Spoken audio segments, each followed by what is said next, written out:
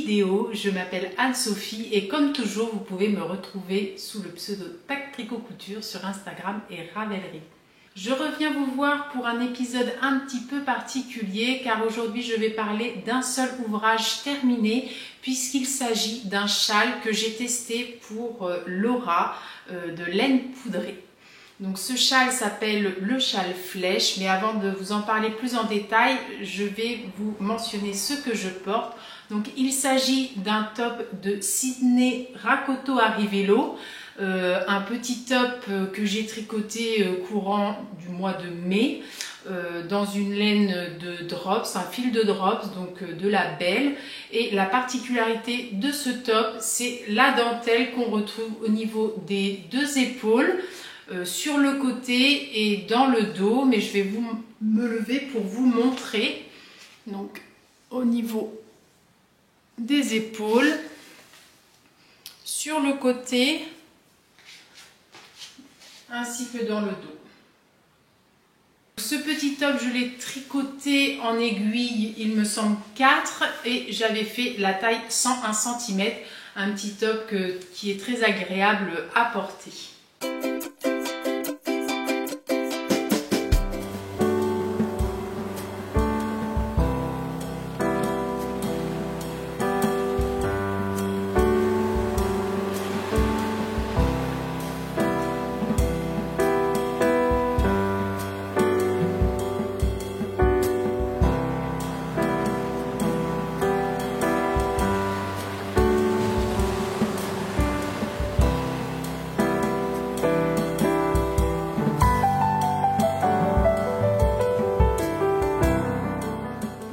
Un petit peu plus en détail sur ce châle, c'est un châle triangulaire asymétrique.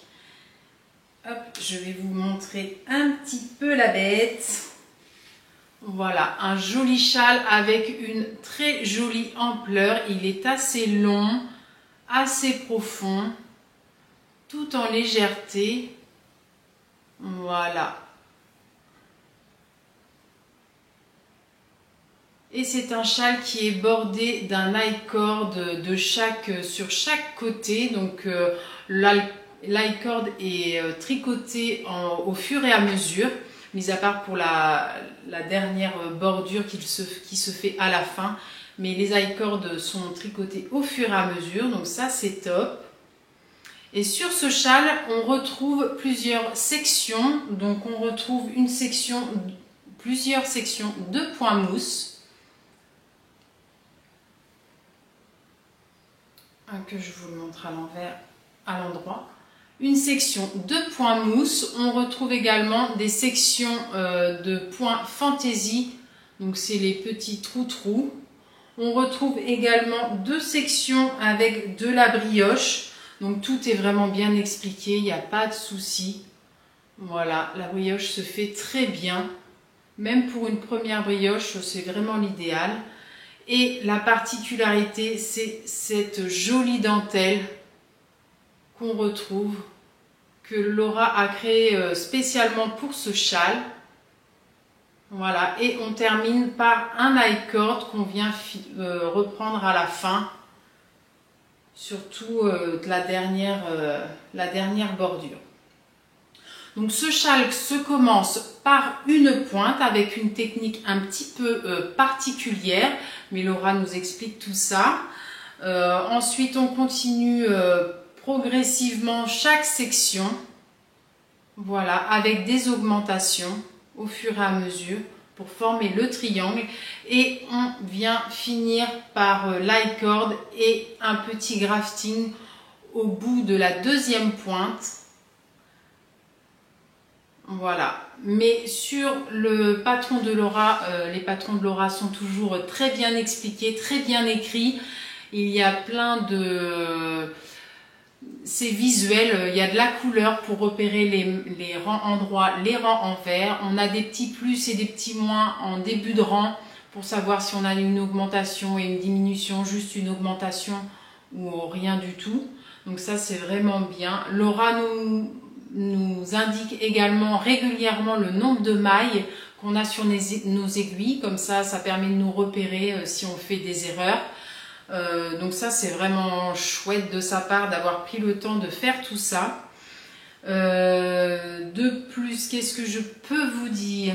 Laura nous a également fait des petites vidéos tuto sur chaque point technique de ce châle, notamment pour le démarrage, pour le montage. Elle nous montre comment on monte le châle, ainsi que la fin du châle pour le grafting. Donc avec les quelques mailles qui restent, on fait un grafting et Laura nous montre également comment procéder pour réaliser ce grafting. Au niveau de la dernière section de dentelle, on peut plus ou moins rajouter des motifs de dentelle en fonction de la laine qu'il nous reste. Donc moi j'ai respecté le motif, j'ai respecté le modèle initial, ce qu'elle préconisait. Mais sachez que s'il vous reste un petit peu de laine, vous pouvez rajouter une petite section de motifs, une section de dentelle, ou bien agrandir un petit peu le point mousse, ça peut également se faire. Voilà, moi je l'ai tricoté en aiguille 3,75 comme préconisé par le patron. Voilà, un très joli châle. Hop, et avant de vous parler de la laine, je vais vous le montrer juste porté pour voir un petit peu la grandeur. Voilà, donc un très joli châle. Hop. On voit bien la dentelle. Et alors le blocage, là il est lavé bloqué fil rentré, et vraiment au blocage la dentelle se révèle vraiment. On voit vraiment la différence avant-après le blocage.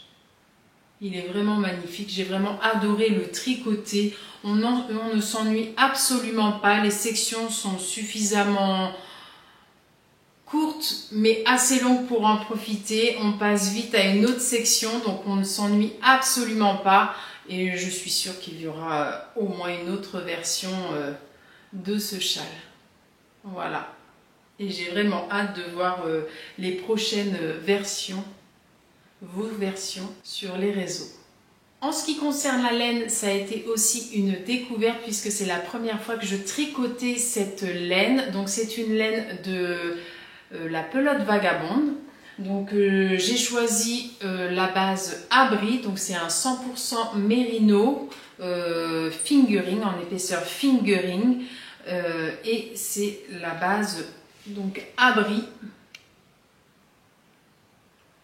voilà, en couleur matin d'hiver. Donc cette laine est vraiment magnifique. Donc je vais vous montrer un petit peu la couleur. Donc on le voit bien sur le châle, mais c'est un gris avec des légers speckles de toutes les couleurs. Et vraiment le combo patron laine a été vraiment une révélation. J'ai vraiment adoré. Voici ce qu'il me reste du châle, du deuxième écheveau. Donc là il me reste 28 grammes. J'aurais pu continuer un petit peu la dentelle, mais j'ai préféré jouer la sécurité et respecter le patron tel qu'il était écrit. À l'heure où je vous tourne cette vidéo, je ne connais pas encore la date de sortie de patron, dans quelques jours peut-être. En tout cas, quand vous verrez cette vidéo, c'est que le patron sera sorti. On le retrouvera certainement sur Ravelry, sur le compte de Laine Poudrée, mais je vous marquerai tout ça dans la barre de description au moment voulu. Je sais qu'on verra également sur YouTube quelques versions, puisque dans les testeuses il y avait Madeleine, donc d'Eline Tricotte, et Laetitia de la chaîne Au fil des pages by Ticia.